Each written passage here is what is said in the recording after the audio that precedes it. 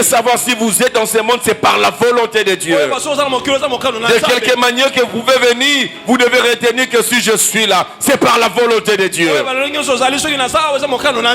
pouvez venir dans une union libre, dans une union de mariés, dans une union je ne sais pas moi comment, même dans la rue, mais bien aimé, quand un enfant est né, dis-toi, c'est par la volonté de Dieu. Et vous devez savoir, parce que vous êtes venu au monde, et ce n'est pas par hasard, Dieu vous a envoyé pour un but. Vous devez découvrir les buts pour lesquels vous existez. Tu ne peux jamais réclamer et dire non, c'est ma vie privée. Quand l'on devient chrétien, on n'a plus de vie privée. Les gens jetteront toujours un regard sur ta vie. Mais qu'est-ce qu'ils veulent voir? Ils cherchent à voir la gloire de Dieu. Ils cherchent à voir les empreintes de Dieu. Ils cherchent à voir Dieu en toi. C'est ça la vérité. Et tu ne dois pas te cacher pour dire que c'est ma vie privée. On n'a pas honte que notre vie soit mise sur la place publique. Parce qu'une fois que ma vie est mise sur la place publique, ma vie peut sauver une autre vie. Ma vie peut appeler d'autres vies. Ma vie peut inspirer d'autres vies. Les gens doivent s'inspirer en nous regardant. Ils vont voir notre vie, notre monde de vie. Comment tu vis en famille, comment tu vis dans les quartiers, quelles sont tes relations avec les voisinages, et comment tu es bien aimé là où tu étudies, là où tu travailles, là où tu fais tes affaires. Tu dois avoir une vie qui influence.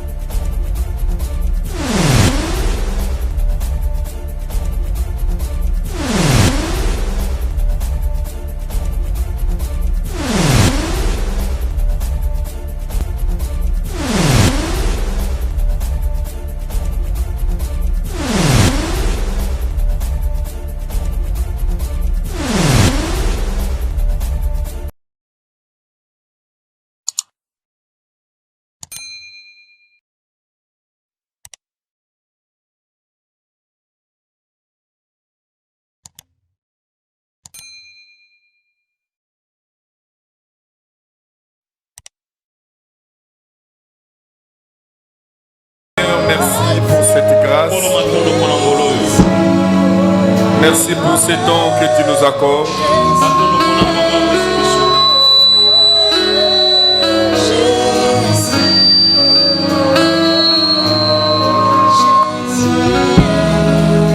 C'est un privilège d'être dans ta maison. Et ce soir, tu m'as choisi. Tu as choisi ma soeur, tu as choisi mon frère.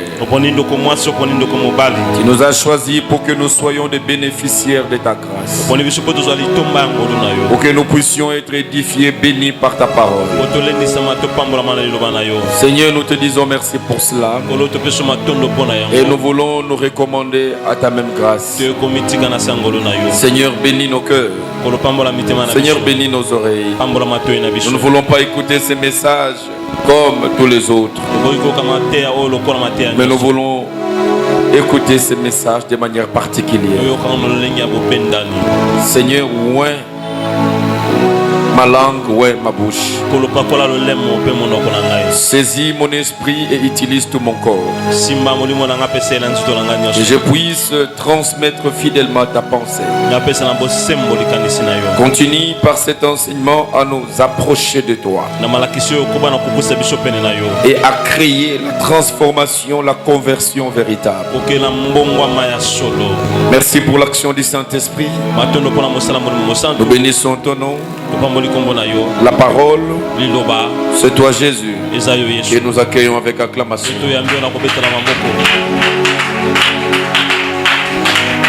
Est-ce que tu peux bien faire d'accueillir la parole? Oh, je ne sais pas si tu accueilles cette parole avec désespoir Je ne sais pas comment tu accueilles cette parole. Et pourtant tout dépend de la manière dont tu accueilles cette parole. Tout dépend de la manière dont tu accueilles cette parole.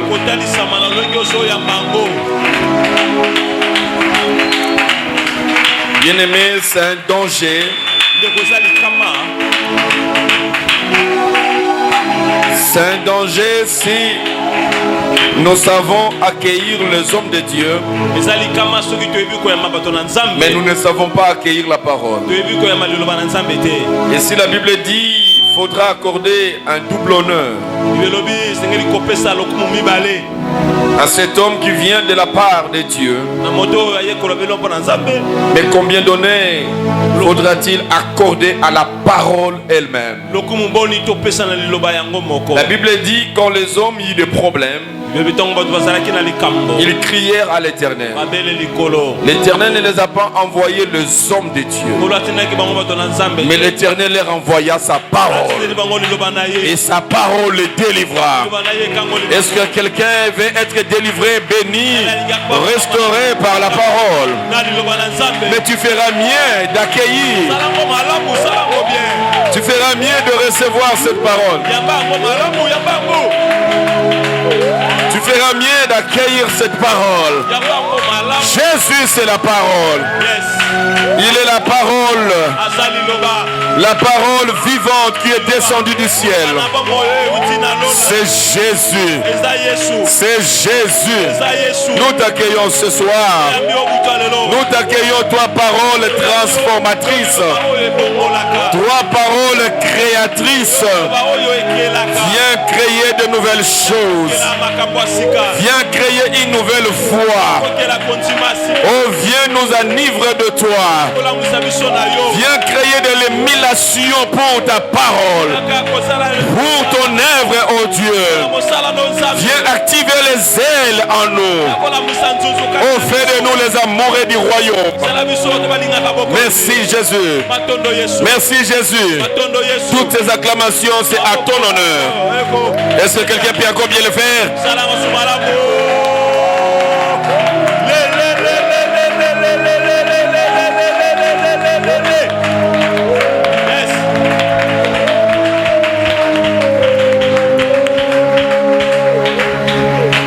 Merci Seigneur Jésus. Merci Seigneur Jésus. Amen. Amen. Puisse Dieu te bénir ce soir.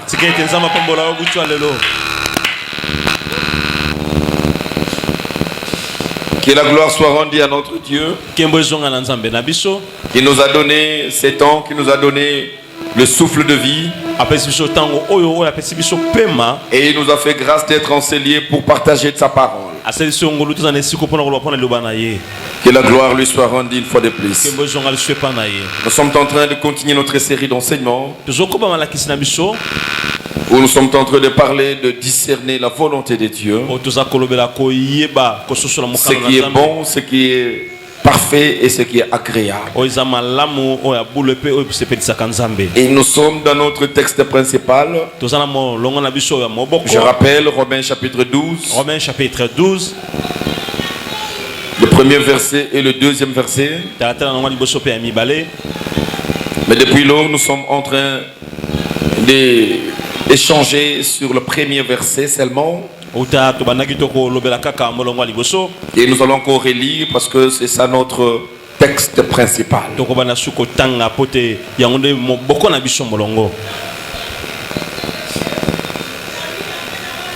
Romains chapitre 12. Romains chapitre 12. Le verset premier, je lis pour vous. Je vous exhorte donc aux frères, par les compassions de Dieu, à offrir vos corps comme un sacrifice vivant, saint, agréable à Dieu, ce qui sera de votre part un culte raisonnable. Et depuis dimanche, nous étions en train d'aborder un sous-thème. C'était encore quoi? Qui peut me rappeler? Depuis dimanche, nous parlons de quel sous-thème? Pardon?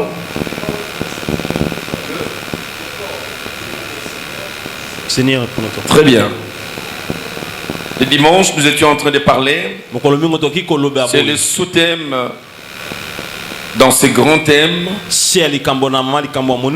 Nous parlons sur les corps pour le Seigneur et le Seigneur pour le corps. Ça m'étonne que ce soit un serviteur qui a retenu. Vous tous, vous n'aviez pas retenu. Mais c'est ce qu'on a parlé il y a 2 jours. Ça me fera énormément de soucis si cet enseignement ne trouve pas de la bonne place. Et les soucis parce que vous allez le regretter après. Mais je n'aimerais pas que vous puissiez en arriver là. Mais donnez-vous en âme et conscience sur ces enseignements qui vont vous aider dans beaucoup de choses. Bien aimé, le monde est en train de continuer son cours normal.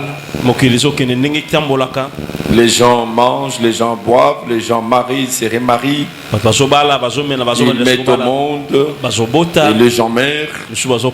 La vie continue. Mais la parole de Dieu aussi est en train de suivre son cours. Laissez cette parole pénétrer les sentiers de votre cœur pour pouvoir vous orienter vers le royaume de Dieu. Il ne faut pas laisser le monde frayer ces sentiers dans votre cœur. Cela est très important. Et vous savez, le danger est que les sentiers du monde sont perceptibles et nous le vivons chaque jour et au quotidien. Et ce sont ces sentiers qui nous amènent tout droit à la mort, à la destruction et à l'enfer. Vous devez permettre que la parole de Dieu crée de nouvelles voies dans vos cœurs et pour vous orienter tout droit vers le royaume de votre Père. Et que cette parole provoque des transformations remarquable. La Bible dit on ne peut pas mettre la lampe sous la table. Cela veut dire là où il y a la lampe, au milieu des ténèbres, tout le monde remarquera qu'il y a la lampe là. Tu es une lumière dans l'obscurité du monde. Les gens doivent remarquer que tu es en train d'éclairer quelque part. Mais si tu te perds dans l'obscurité du monde, bien aimé, tu dois remettre ta foi en cause. Je ne cesse de le dire, le vrai problème est que tu pourras te le dire sans embâche que je n'ai jamais connu la nouvelle naissance. Et le dimanche, nous avions lu le deuxième texte. 1 Corinthiens chapitre 6. 1 Corinthiens chapitre 6. Le verset 12 au verset 20. Verset 12 qui est au verset 20. 1 Corinthiens chapitre 6. 1 Corinthiens chapitre 6. À partir du verset 12, il est dit ceci. Tout m'est permis, certes, mais tout n'est pas bon pour moi. Tout m'est permis, c'est vrai, mais je ne vais pas me placer sous un esclavage quelconque. Les aliments sont faits pour le ventre et le ventre pour les aliments. Certes. Cependant, un jour Dieu détruira l'un comme l'autre. Mais attention, notre corps, lui, n'a pas été fait pour l'inconduite. Il est pour le Seigneur. Et le Seigneur est pour le corps. En effet, comme Dieu a ressuscité le Seigneur d'entre les morts, il nous ressuscitera nous aussi par sa puissance. Ignorez-vous que vos corps sont des membres de Christ. Vais-je donc arracher les membres de Christ pour en faire c'est d'une prostituée? Sûrement pas. Ou bien ignorez-vous qu'un homme qui s'unit à une prostituée devient un seul corps avec elle? Car il est écrit, les deux ne feront plus qu'un. Mais celui qui s'unit au Seigneur devient lui un seul esprit avec lui. C'est pourquoi fouiller les unions illégitimes, tous les autres péchés que l'on peut commettre n'implique pas intégralement son corps. Mais celui qui se livre à la débauche pêche contre son propre corps. Ou bien encore, ignorez-vous que votre corps est le temple même du Saint-Esprit qui vous a été donné par Dieu et qui maintenant demeure en vous? Vous ne vous appartenez pas donc à vous-même, car vous avez été rachetés à un grand prix. Honorez donc votre Dieu.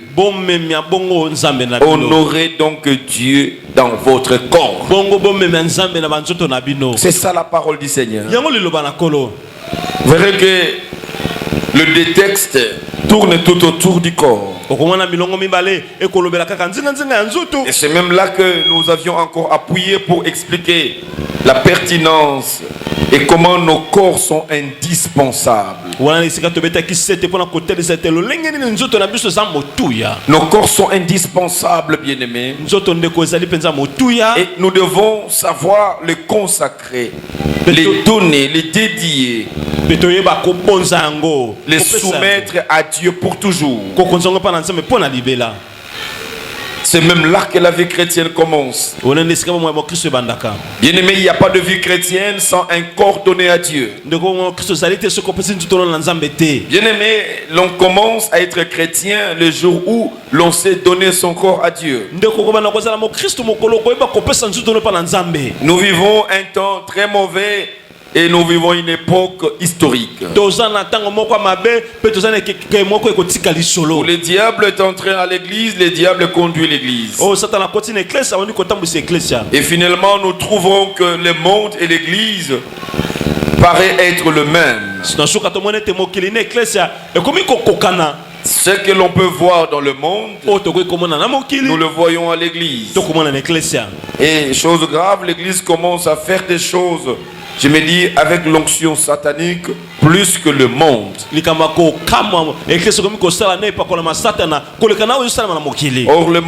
Or l'église devait être un lieu où le monde devait fuir et trouver refuge de transformation.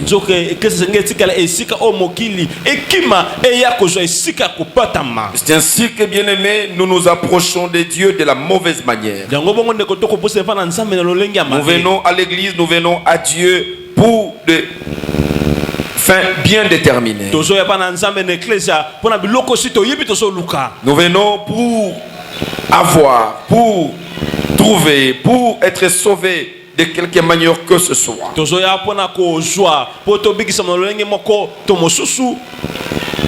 Mais ce sont des choses que nous pouvons trouver dans le monde. Si vous venez à l'église pour avoir le mariage, il y a de ceux qui se marient sans passer par l'église. Si vous venez à l'église pour trouver du travail, il y a de ceux qui trouvent du travail sans passer par l'église. Si vous venez à l'église pour trouver de l'argent, de voyage, il y a de ceux qui sont entre des avions de façon permanente, mais ils ne viennent pas à l'église. Faut-il venir à l'église pour ces choses-là? Non, ce sont des choses éphémères. Et nous allons voir dans la suite de cet enseignement. Il y a des manières, il y a des choses que nous devons faire en tant que chrétiens pour arriver à faire voir, à participer, je vous l'ai dit, à la bénédiction que Dieu a posée sur nous.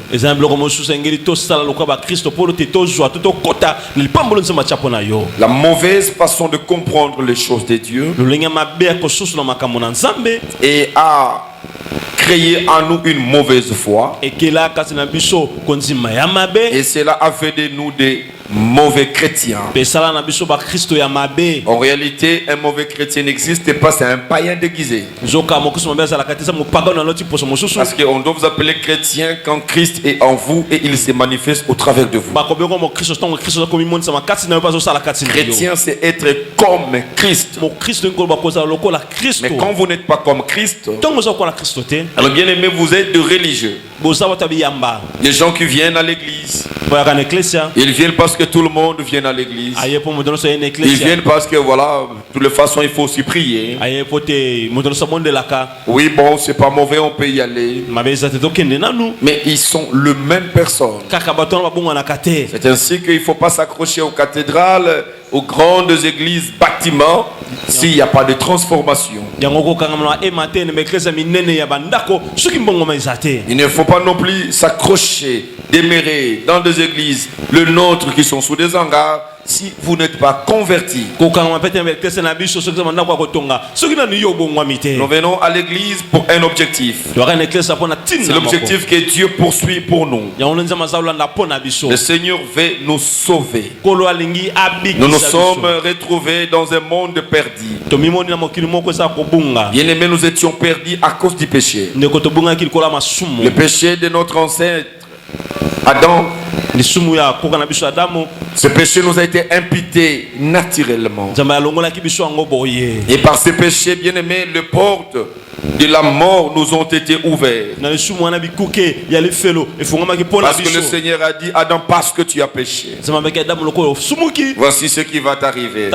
Parce que tu as péché, la mort est arrivée. Et le même Seigneur maintenant, il a eu le souci de sauver le monde. C'est ce qu'il est venu avec l'offrande de son propre fils. Pour dire maintenant, car Dieu a tant aimé, il donne son fils, afin que quiconque croit en lui ne va plus périr, mais il va avoir la vie éternelle. Je n'ai pas vu quelque part où Dieu a donné son fils pour que nous ayons de l'argent après. Quiconque croit en lui, qu'il puisse avoir plus de voyages. Quiconque croit au Seigneur Jésus, il va avoir un bon mariage, il va avoir un bon travail. C'est pas ça. C'est la vie éternelle. C'est la vie éternelle. Vous savez, quand vous avez la garantie de la vie éternelle, et ce que cela va provoquer en toi, vous n'aurez plus la peur de la mort. Amen. Vous n'aurez plus la peur de la mort. Parce que autant que je vis, je sais qu'un jour je dois entrer dans mon éternité. Et je sais que c'est une meilleure vie que celle que je suis en train de vivre maintenant. Sur la terre, vous n'aurez jamais une meilleure vie. Même si tous les milliards du monde sont déposés dans votre compte. Non, bien aimé, ce sont des gens qui ont plus d'argent, plus de moyens. Et bien aimé, s'ils ne comprennent pas que c'est pour Dieu qu'ils ont eu tout cela, mais ce sont les personnes les plus malheureuses. Ils ne dorment pas comme toi. Ils ne sont pas à l'aise comme toi. À tout moment, ils sont entre plusieurs médecins parce qu'ils ont peur de la mort. Ils ont peur de la mort, pourquoi? Parce qu'ils ont des richesses sur la terre. Ils ont peur de laisser ces richesses. Mais nous n'avons peur de rien. La mort pour nous n'est plus une fatalité, n'est plus une tragédie. C'est une porte qui va nous permettre d'entrer dans notre éternité. Je dois être sur la terre tout en étant sûr, rassuré. Quand bien même vous les hommes qui me connaissaient peuvent pleurer, mais ils doivent savoir que non, si cela arrive, je finis ma mission, j'ai accompli et je dois aller pour être couronné. Nous devons, c'est comme cela que ce qu'on appelle l'assurance du salut. Quand l'on reçoit Christ, quand l'on devient chrétien, l'on est transformé. Nous avons l'assurance du salut. C'est cette compréhension des choses qui fait en sorte que l'homme prend son corps, il le donne au Seigneur. Bien-aimé, vous atteindrez un niveau où vous trouverez tout ce que vous voulez faire dans la vie et les efforts que vous engagez comme vanité des vanités. Vous serez en train de vous dire, mais écoutez, après toutes ces études que je fais, j'ai fait toutes ces études, bon, finalement ça va m'amener où? C'est bon étudier, il faut étudier, je vous encourage à étudier moi-même. Mais bien aimé, vous verrez que quand vous donnez votre corps à Christ, vous verrez que toutes les connaissances que vous aviez eu à amasser ça et là doivent être conjuguées dans le sens de vous permettre à pouvoir aller tout droit vers le royaume de Dieu, simplement. Vous devez être utile sur la terre, aider les hommes à aller vers le Seigneur. Hier, j'étais en train de parler avec ceux qui sont en formation et ici à l'église pour servir Dieu, pour devenir des serviteurs. J'introduisais la notion sur le service à rendre à Dieu. Et j'étais en train de dire, il y a des objectifs que nous poursuivons dans les services. Le premier objectif dans les services que nous rendons à Dieu, c'est amener les gens à quitter le monde, à croire en Christ pour le royaume. C'est ce qu'on appelle l'évangélisation. Dans ce que je ferai et dans tous les domaines de la vie de mon travail, je dois jouer le rôle de service pour Dieu. Le service, on ne le fait pas seulement à l'église. On peut faire le service à l'église et on peut aller au-delà de l'église. Dans votre profession, vous serez en train d'accomplir l'œuvre de Dieu. Vous serez en train, bien aimé, d'accomplir le service de Dieu. Parce que dans ce que vous faites, vous cherchez à tout prix à sortir les gens de l'ignorance, de l'enfer, pour le royaume de Dieu. Et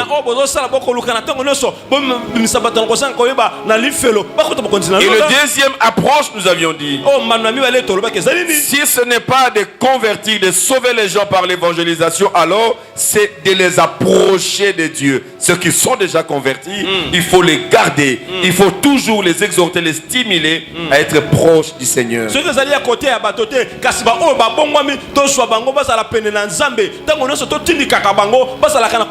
J'ai donné l'exemple d'un avocat qui est en train de plaider, il est en train de défendre ses clients. Mais cet avocat sera toujours buté en face de ses clients. Il va regarder l'argent que le client lui amène, mais il va voir aussi des vies de clients qu'il veut sauver.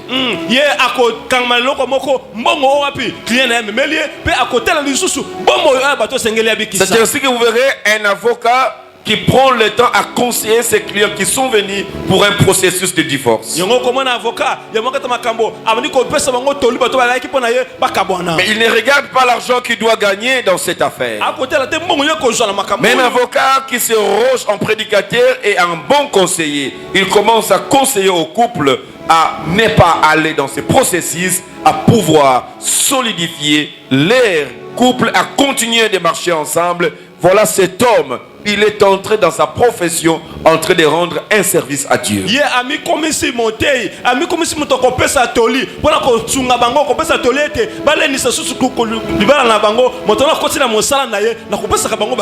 Bien aimé, le problème, c'est au niveau de notre corps. Le corps, c'est le plus grand problème de l'homme. Et j'ai comme tendance à dire que si on n'avait pas ce corps, certaines choses serait facile. Le corps, bien aimé, nous devons regarder notre corps deux fois. Nous devons être concentrés sur notre corps. Qu'est-ce que je veux dire par là? Tu iras en enfer, toi, par la volonté de ton corps. Tu iras tout droit en enfer C'est par la volonté de ton corps. Il faut considérer qu'un corps qui n'est pas donné à Dieu comme offrande, ce corps devient un ennemi, ton ennemi potentiel. La Bible le dit, le corps a des désirs qui sont contraires aux désirs de la chair. Vous devez faire très attention. Vous avez une partie de vous qui est orientée, qui vous oriente, qui vous pousse et vous poussera toujours à aller à l'encontre de Dieu.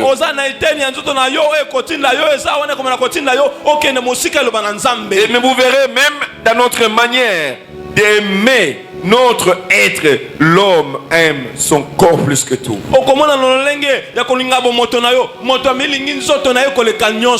On habille son corps, on nourrit son corps, on embellit son corps, on les dépigmente même.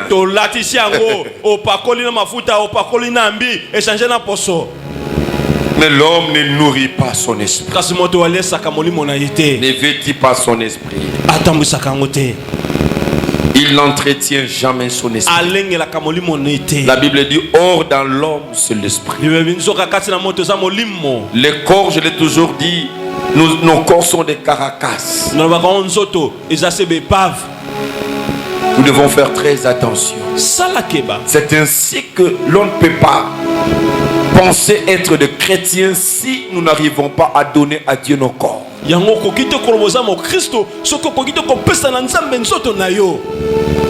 1 Corinthiens nous dit que nous ne devons pas considérer que le ventre, parce que tu nourris ton ventre chaque jour avec des aliments, ne pense pas qu'il a été créé pour des aliments.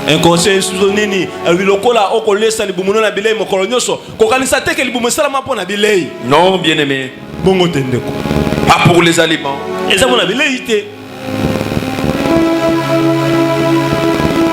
Tu dors. C'est ça le corps. C'est ça le corps. Tu me regardes, est-ce que c'est moi? C'est toi, ma soeur.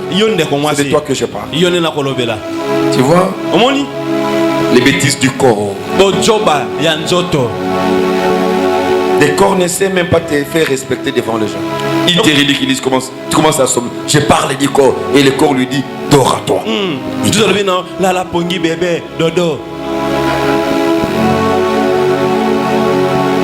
Le corps fait notre honte. Nous devons être rigoureux vis-à-vis de notre corps pour lui permettre qu'il puisse. Tu dois arriver à te décider pour dire que mon corps, tu ne m'appartiens plus. Tu ne m'appartiens plus. Je ne ferai plus ce que tu voudras que je fasse. J'obéirai à son propriétaire. Je donne mon corps à Dieu. Je ferai de mon corps ce que Dieu me dira de faire. Le corps, il est tellement dangereux qu'il est assimilé au péché. C'est ainsi que quand la Bible parle, nous devons donner nos corps comme des offrandes vivantes, mais aussi saints, agréables et parfaits.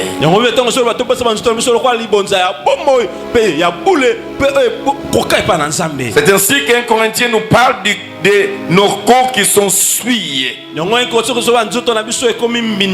Bien-aimés, nous sommes à l'église et nous voulons qu'on nous appelle des chrétiens. Nous ne le sommes pas. Dès lors que nos corps nous reviennent encore, dès lors que nous continuons à suyer nos corps, nous les suyons à dessein et à volonté. Il n'y a rien qui te retient. Tu n'as peur de rien et de personne. Tu vis à vivre dans ce libertinage. Ton corps ne t'appartient pas. Il ne t'appartient pas. Dis-moi un peu, qu'est-ce que tu as fait pour avoir ce corps, pour être ce que tu es? Qu'est-ce que tu as fait pour venir dans ce monde? Tu as contribué en quoi? Même pas en termes de volonté. Mais tu dois voir, tu dois être humble. Quel est cet enfant qui est arrivé au monde par lui-même? Même tes parents, ils ne savent pas comment tu es venu. Il n'y a personne qui peut dire que tu lui appartiens. Combien de parents ont voulu avoir des enfants ne les ont pas eu? Et combien des enfants ils étaient surpris, mais non, on ne pensait pas à ça. Et quand les enfants ils viennent, même les parents ils ne savent pas. Vous êtes celle la volonté de Dieu. Vous devez savoir si vous êtes dans ce monde, c'est par la volonté de Dieu. De quelque manière que vous pouvez venir, vous devez retenir que si je suis là, c'est par la volonté de Dieu. Vous pouvez venir dans une union libre, dans une union de mariés, dans une union je ne sais pas moi comment, même dans la rue, mais bien aimé, quand un enfant est né du toit, c'est par la volonté de Dieu.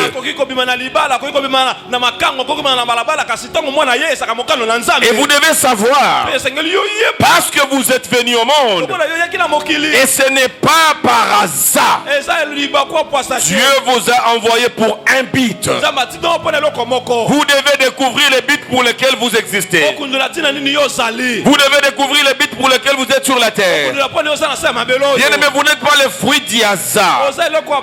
Vous n'êtes pas là pour décorer la terre, mais vous êtes là pour un but.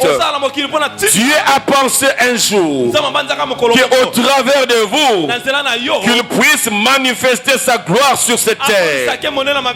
J'aimerais dire à quelqu'un, tu n'es pas un fruit du hasard. Tu dois savoir que c'est en regardant sur un problème que Dieu a pensé à ta venue sur la terre. Oh, écoutez, Moïse n'était pas un problème sur la terre. Il n'est pas venu pour décorer la terre, mais Dieu a vu venir le problème chez les enfants d'Israël. Et Dieu était en train déjà de préparer comment résoudre ces problèmes. Et Dieu va se choisir d'envoyer quelqu'un. Dieu va décider dans son éternité d'envoyer sur l'espace qui est déterminé, qui est limité, pour un temps bien déterminé, un homme qui s'appelle Moïse. Pourquoi qu'il est venu comme un bébé, un innocent? Ses parents pensaient que cet enfant leur revenait. Dieu avait des calculs avec l'enfant. La croissance de l'enfant dépendait de Dieu. Aussitôt l'enfant était en train de croître, Dieu commençait à déposer sa volonté, sa vision, sa mission sur cet enfant. C'est ainsi que l'enfant Moïse qui va grandir, il va prendre conscience de l'appel de Dieu. Il va se dire, moi j'irai libérer. Mais il y a eu beaucoup d'enfants qui sont nés le même jour. Mais pour Moïse, il n'était pas un fruit du hasard. Dieu l'a envoyé pour un objectif, pour un but bien déterminé. Par Moïse, les enfants d'Israël ont quitté du ténèbre à la lumière. Ils ont quitté de l'esclavage vers une terre promise où ils étaient libres. Ils pouvaient adorer, louer, glorifier Dieu. C'est de cette manière-là qu'il faut comprendre la vie. Bien-aimé, tu n'es pas là pour mettre le pantalon jusqu'ici. Tu n'es pas là pour nous changer de coiffure. Tu dois savoir, c'est pour un but que Dieu a décidé que tu viennes sur la terre. Et bien-aimé, quand Dieu t'envoie sur la terre, il comptait sur ton corps. Moïse, heureusement pour lui, il a disponibilisé de son corps pour Dieu. Mais qu'est-ce que Moïse n'a pas connu? Moïse a encaissé les insultes, les menaces des enfants d'Israël. Bien aimé, tout ça concourait toujours au bien de Moïse. C'est ça le chemin avec Dieu. Et Moïse n'a pas abandonné parce qu'il savait que mon corps, je l'ai donné à Dieu. Est-ce que tu as déjà découvert les buts pour lesquels Dieu t'a créé? C'est pour un but, bien-aimé. Il a besoin au travers de ton corps qu'il puisse montrer sa puissance, sa gloire à la face du monde. Mais choses que tu ne permets jamais à Dieu de faire. Tu as privatisé ton corps. Je sais qu'un chrétien, il n'a pas de vie privée.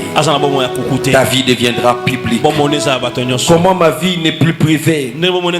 Ta vie n'est plus privée parce que ta vie ne dépend pas d'un privé mais d'une personne publique qui est Dieu. C'est Dieu qui prend ton corps, il va faire de ton corps ce qu'il veut. Tu ne peux jamais réclamer et dire non, c'est ma vie privée. Quand l'on devient chrétien, on n'a plus de vie privée. Les gens jetteront toujours un regard sur ta vie. Mais qu'est-ce qu'ils veulent voir? Ils cherchent à voir la gloire de Dieu. Ils cherchent à voir les empreintes de Dieu. Ils cherchent à voir Dieu en toi. C'est ça la vérité. Et tu ne dois pas te cacher pour dire que c'est ma vie privée. On n'a pas honte que notre vie soit mise sur la place publique. Parce qu'il faut que ma vie est mise sur la place publique. Ma vie peut sauver une autre vie. Ma vie peut appeler d'autres vies. Ma vie peut inspirer d'autres vies. Les gens doivent s'inspirer en nous regardant. Ils vont voir notre vie, notre monde de vie. Comment tu vis en famille, comment tu vis dans les quartiers, quelles sont tes relations avec les voisinages, et comment tu es bien aimé là où tu étudies, là où tu travailles, là où tu fais tes affaires. Tu dois avoir une vie qui influence. Nous parlons de l'influence positive. Les gens doivent te regarder et ils doivent s'inspirer. Les gens en te regardant, ils doivent chercher ton Dieu. Les gens en te regardant, ils doivent demander, il prie où? Je vais aussi aller là-bas. Tu n'as pas parlé, mais ta vie, parce que ton corps tu l'as donné à Dieu. L'évangélisation devient facile quand tu laisses ton corps dans les mains du Seigneur, comme de l'argile entre les mains du potier. Mais bien aimé, quand tu résistes avec ton corps, tu deviendras un sujet de scandale. Nous sommes dans une génération où nous sommes des responsables auprès des païens qui ont endurci leur cœur, parce qu'ils étaient en train d'attendre de voir ce que nous serons réellement. Mais les païens qui nous ont regardés, ils se sont regardés.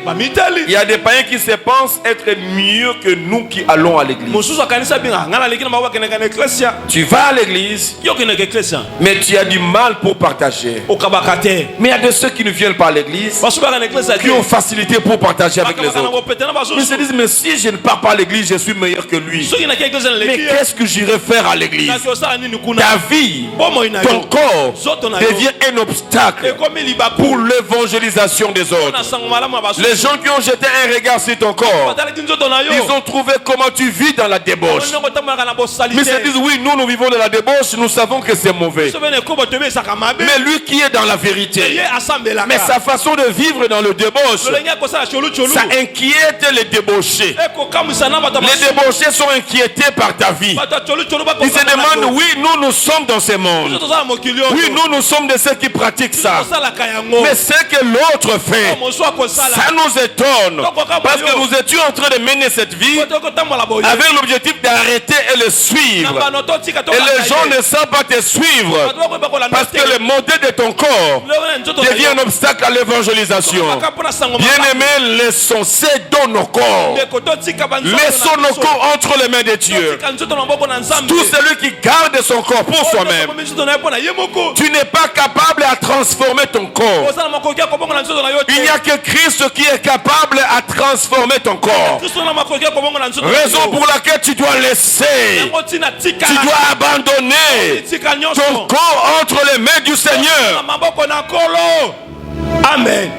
Comme un sacrifice vivant, un sacrifice saint. En te regardant, les gens doivent noter la sainteté. En te regardant, ils doivent trouver un homme et une femme parfaits. En te regardant, les gens doivent trouver ce qui est agréable en toi. Mais regarde comment les gens discutent autour de toi. Regarde comment tu es même reproché par des hommes qui ne devaient pas te reprocher. Ta vie n'est pas agréable. Tu dois être une offrande agréable. Tu dois être une offrande vivante. Tu dois être une offrande parfaite. Une offrande sainte. Rien d'impire. Rien d'impire. Qu'on trouve rien d'impire en toi. Et aujourd'hui, parce que tu te gardes dans ton corps, tu trouves comme si certains versets de la Bible deviennent difficiles à être vécus et ça ne peut jamais trouver leur réalisation dans ta vie. Bien aimé, les choses que tu trouves encore difficiles, ces choses étaient difficiles pour certains hier.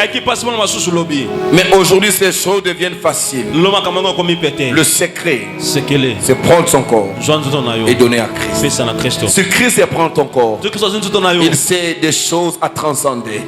Il sait des choses à détruire. Il sait des choses à enlever. Il sait des choses à transformer.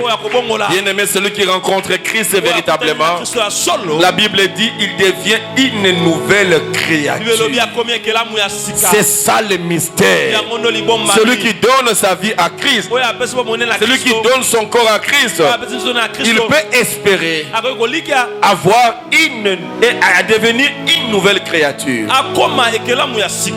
Comment tu peux devenir une nouvelle créature si tu ne donnes pas d'abord ton ancienne créature?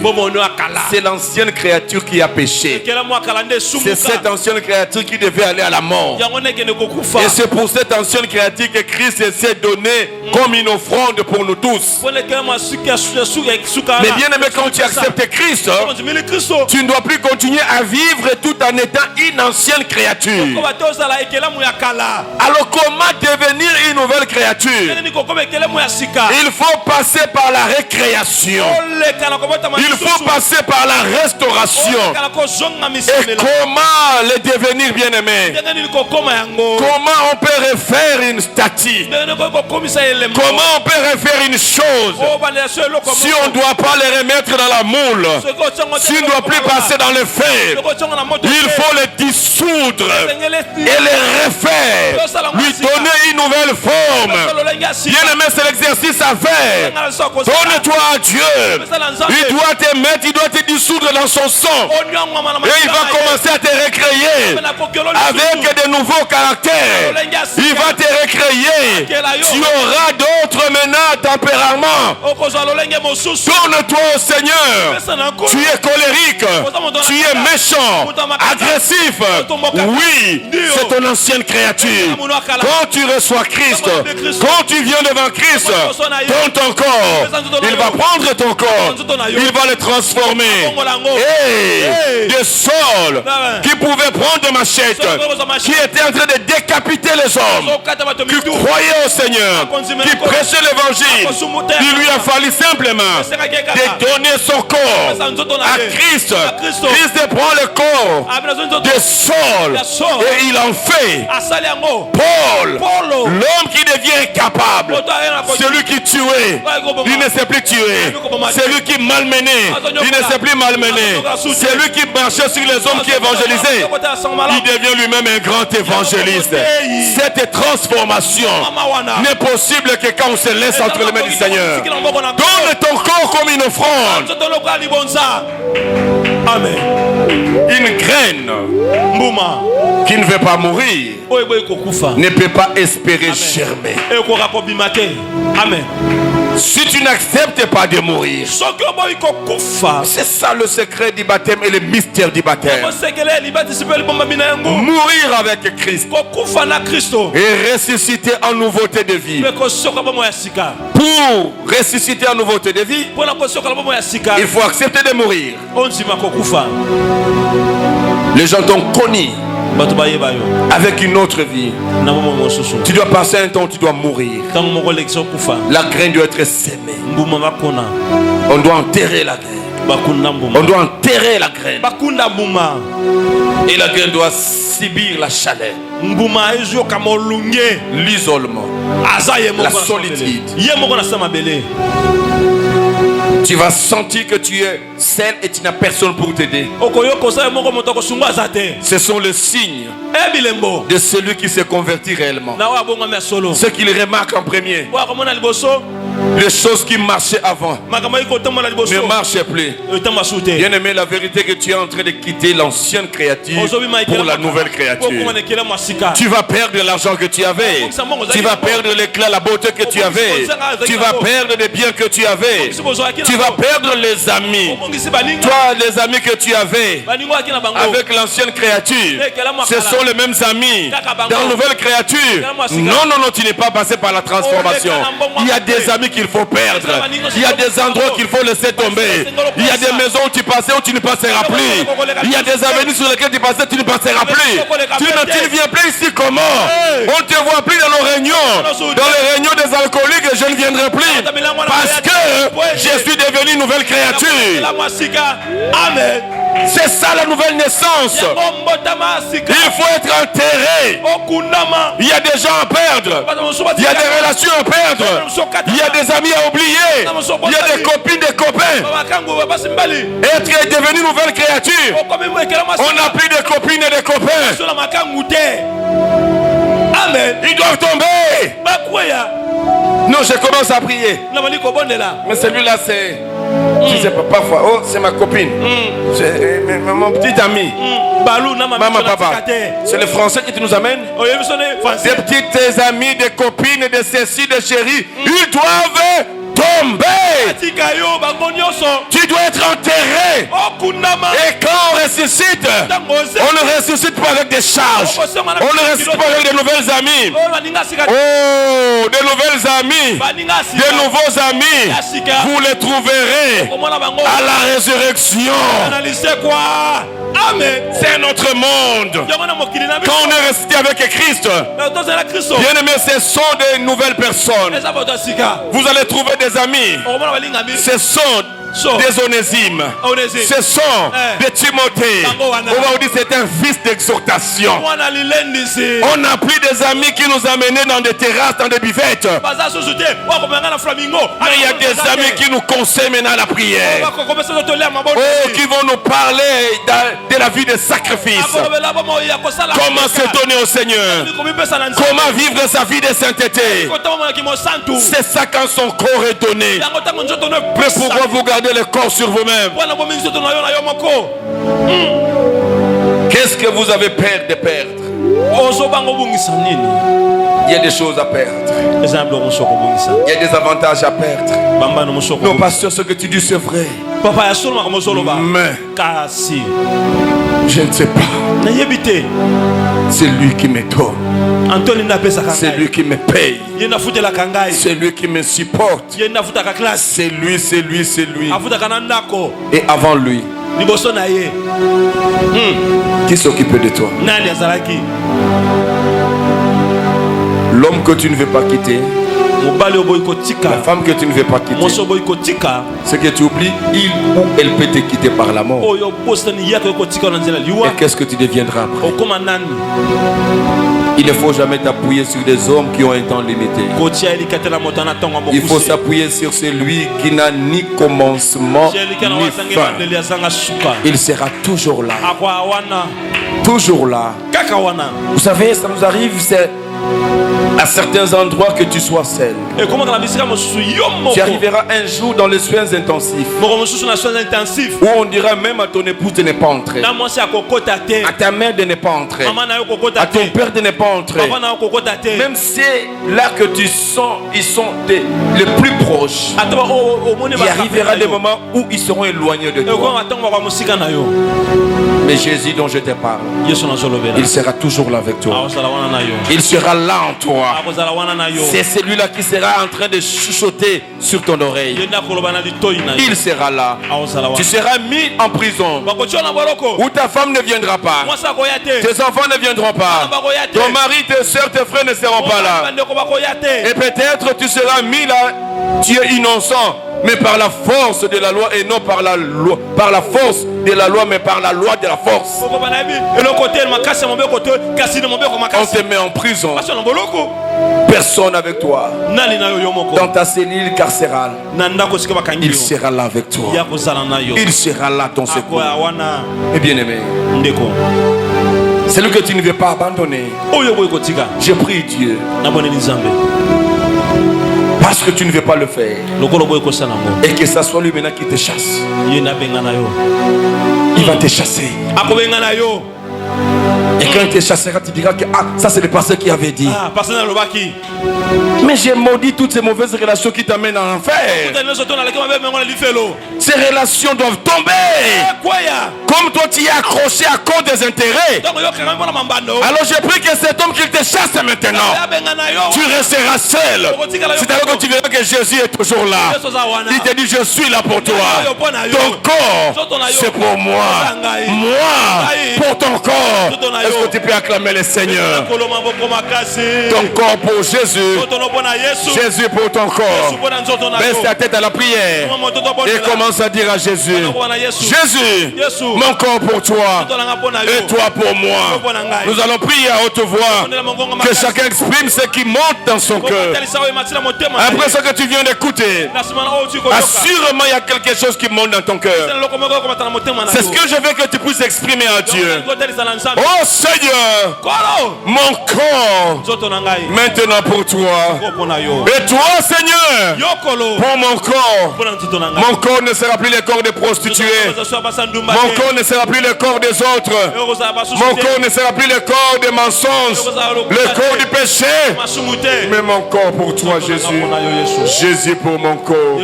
Est-ce que quelqu'un est en train de prier? Je vais entendre ta prière. Monte dans la prière.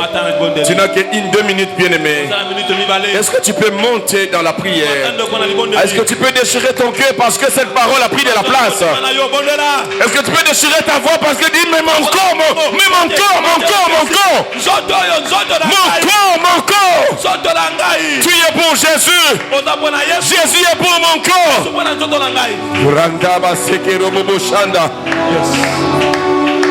Est-ce que quelqu'un est en train de prier? Je vais entendre ta prière. Je vais entendre ta prière. Runda bara sama yakara baba. Rende mera korobo shindara baba baba. Alléluia. Imerende meya korobo shandara baba baba. Rosa karanda mayando robo shende. Imerende meria korobo shandara baba. Roska yandara baba shenderia mara baba he. Rokaraba shondo robo skaraba shinda. Rinde meria mara bando robo skaraba shanda. Randa ya korobo shendere bebe indara baba baba. Alléluia. Roska ya shondo robo. Donne ton corps au Seigneur. Donne ton corps au Seigneur. Le Seigneur pour ton corps. Donne ton corps au Seigneur. Le Seigneur pour ton corps. Donne ton corps pour le Seigneur. Le Seigneur pour ton corps. Bien-aimé, c'est une décision à prendre. C'est une décision à prendre. C'est une décision importante.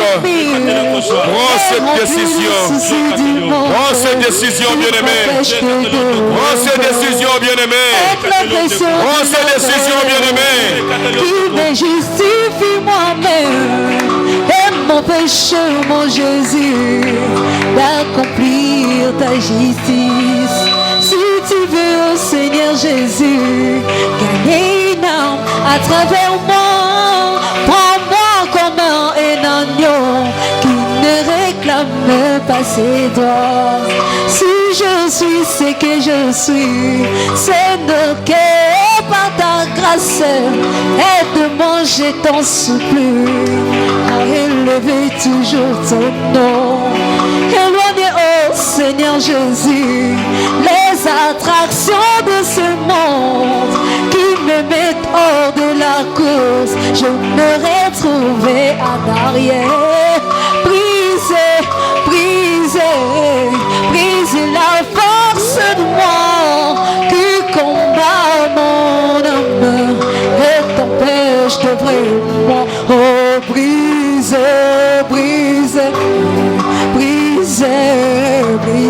oh, brisé, brise-moi, brisé. Je vais aller au ciel, mais brise-moi, brisé. Je veux te ressembler, mais brise-moi, brisé. L'ennemi de mon corps, c'est moi.